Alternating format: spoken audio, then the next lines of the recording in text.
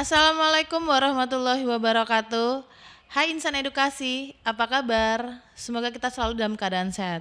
Senang sekali saya Nadia Nurmanita bisa menemani Anda kembali di podcast Kabar Pendidikan yang dipersembahkan oleh UPT TIKP Dinas Pendidikan Provinsi Jawa Timur. Baik, di episode kali ini kita akan membahas tentang menjadi juara satu lomba modul ajar SMK pada GCC tahun 2023. Sudah hadir bersama kami narasumber secara Zoom yaitu Bapak Muhammad Amrul Sadat ST MPD. Beliau adalah guru SMKN 2 Singosari Kabupaten Malang. Mari terlebih dahulu kita sapa beliaunya. Assalamualaikum warahmatullahi wabarakatuh, Bapak. Waalaikumsalam warahmatullahi wabarakatuh. Bapak Bagaimana Amrul, kabarnya, bagaimana Ibu-ibu? kabarnya, Bapak? Oke. Alhamdulillah sehat selalu. Gimana kabarnya Ibu juga? Alhamdulillah saya juga sehat. Bapak, kita langsung ke poin pertanyaannya saja ya Bapak. Bapak mungkin bisa jelaskan Pak Amrul ke kami tentang lomba modul ajar SMK pada GCC itu seperti apa Bapak? Mungkin Bapak bisa jelaskan ke kami? Gini, pada saat itu ada lomba yang namanya lomba modul ajar. Yaitu kita di sana target utamanya kita membuat modul ajar yang efektif dan efisien sehingga nantinya semua kegiatan yang ada di modul ajar itu tujuan utamanya yang aktif adalah peserta didik, bukan gurunya. Seperti itu. Oke. Baik, lalu kalau mata pelajaran yang efektif dan efisien, mungkin Bapak bisa jelaskan ke kami Bapak. Itu maksudnya bagaimana? Seperti ini. Jadi kalau kita melaksanakan kegiatan pembelajaran, itu kalau bisa anak-anak yang paling banyak beraktivitas. Gurunya itu hanya sebagai moderator. Kalau misalkan guru hanya ceramah saja, anak-anak itu bosan. Tujuannya apa? Biar anak-anak nanti berkegiatan dan sehingga nantinya anak-anak bisa untuk melaksanakan kegiatan yang nantinya bisa diaplikasikan untuk di kehidupan nantinya. Baik, lalu kalau persiapannya Pak, persiapan untuk melakukan lomba ini Bapak itu persiapannya apa saja Bapak? Persiapan saat mau mengikuti lomba GCC tahun 2023 ini. Yang pertama, kami harus merancang modul pembelajaran yang memiliki beberapa kriteria, yaitu minimal ada 4 kriteria. Yang pertama adalah tujuan pembelajaran, yang kedua adalah rencana asesmen yang nantinya kita lakukan baik di awal maupun di akhir pembelajaran. Kemudian yang ketiga itu adalah langkah pembelajaran. Kemudian yang keempat yang tidak kalah pentingnya yaitu kita harus menyiapkan media pembelajaran yang sesuai dengan modul ajar yang telah kita buat atau rencanakan pada saat kita sebelum melaksanakan pembelajaran. Kemudian selanjutnya setelah kita membuat modul ajar, kita itu nanti akan kolaborasi dengan peserta didik, yaitu untuk melaksanakan uji coba modul ajar yang telah kita buat, dan kemudian penerapannya itu divideokan. Setelah divideokan, kemudian kita lihatlah, kita evaluasi, yang mana evaluasi tadi kita lakukan yang pertama, yaitu utamanya dengan para rekan-rekan guru yang ada di sekitar kita. Kemudian selanjutnya evaluasi terakhir itu dilakukan oleh ibu kepala sekolah. Yang mana ibu kepala sekolah itu ingin tahu sampai di mana sih penerapan modul ajar ketika kita melaksanakannya di lingkungan peserta didik pada saat pembelajaran. Kemudian setelah modul ajar sudah selesai, sudah siap, kita perbaiki, kita revisi. Kemudian hasilnya yang kita videokan tadi itu kita kirimkan kepada panitia untuk dilihat atau dievaluasi apakah benar modul ajar selama kita melaksanakan perencanaan tadi itu diaplikasikan benar-benar di peserta didik. Tidak hanya dilakukan secara teori saja, tapi dilihat dulu evaluasi untuk kegiatannya juga. Baik, lalu kalau pasti selama persiapan itu kan pasti ada kendala-kendala ya Pak yang Bapak Amrul mungkin hadapi gitu.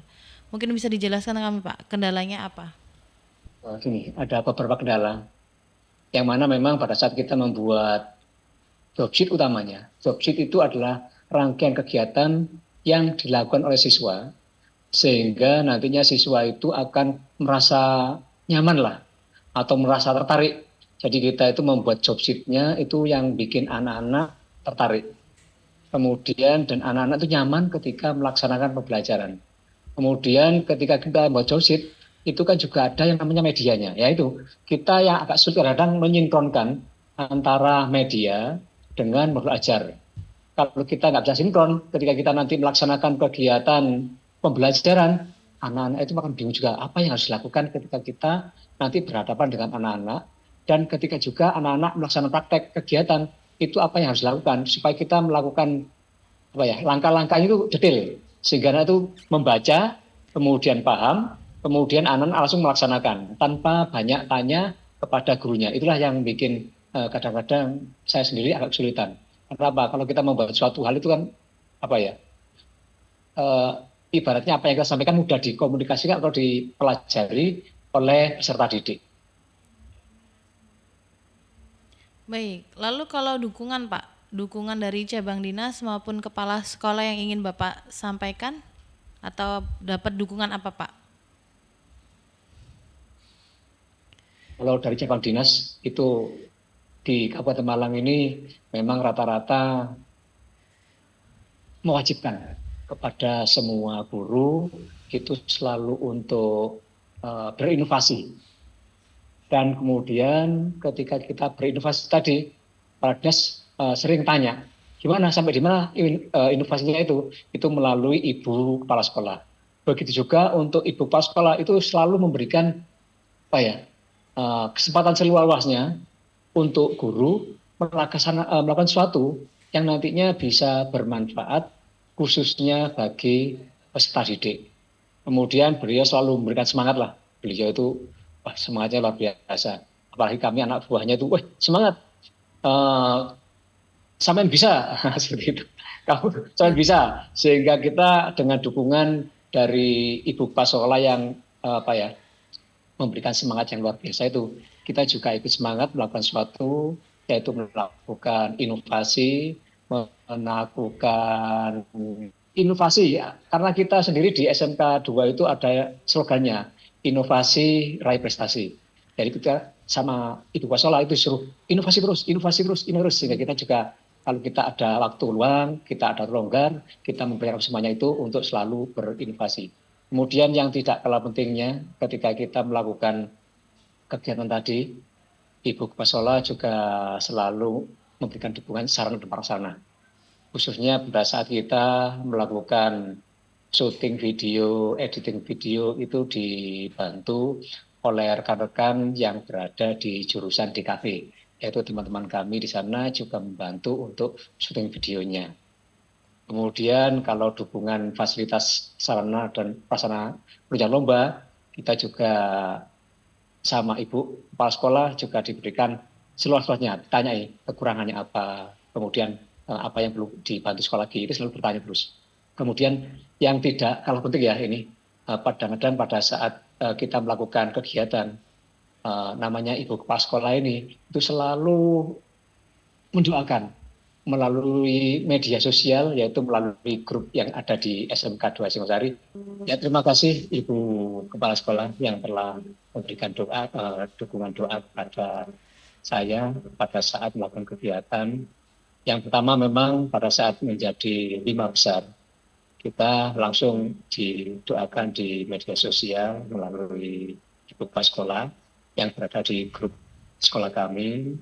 Kemudian pada saat saya masuk di 5 besar juga sama didoakan. Kemudian sampai dengan juara 1 itu juga atas berkat bimbingan beliaunya. Beliau ini selalu mendorong kepada warga yang ada di sekolah kami, yaitu selalu mendoakan kepada saya.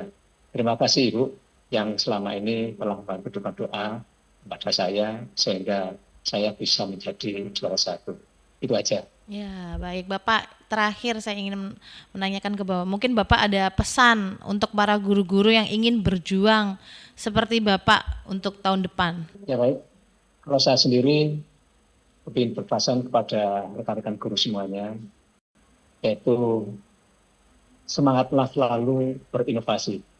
Karena kita dengan inovasi, kemudian kita bisa mewarnai pendidikan yang ada di lingkungan pendidikan ini. Insya Allah kita nanti akan diberikan sesuatu yang terbaik dari Sang Maha Kuasa, baik itu dari segi ilmu pengetahuan teknologi maupun akhlak atau budi pekerti. Kemudian yang kedua, tumbuhkanlah selalu kolaborasi, kerjasama dengan lingkungan sekitar, karena dengan adanya kerjasama yang baik ini, kita akan menjadi yang terbaik. Dan selalu kita nantinya akan diberikan masukan-masukan oleh rekan-rekan yang lainnya. Karena kalau kita sendiri lihat atau berkaca dari diri kita sendiri, pasti kita sudah benar, sudah pinter, sudah betul. Tapi kalau kita adanya kolaborasi ini, maka nanti akan ada masukan dari rekan kita, oh mungkin kita yang kurang A, mungkin kita yang kurang B.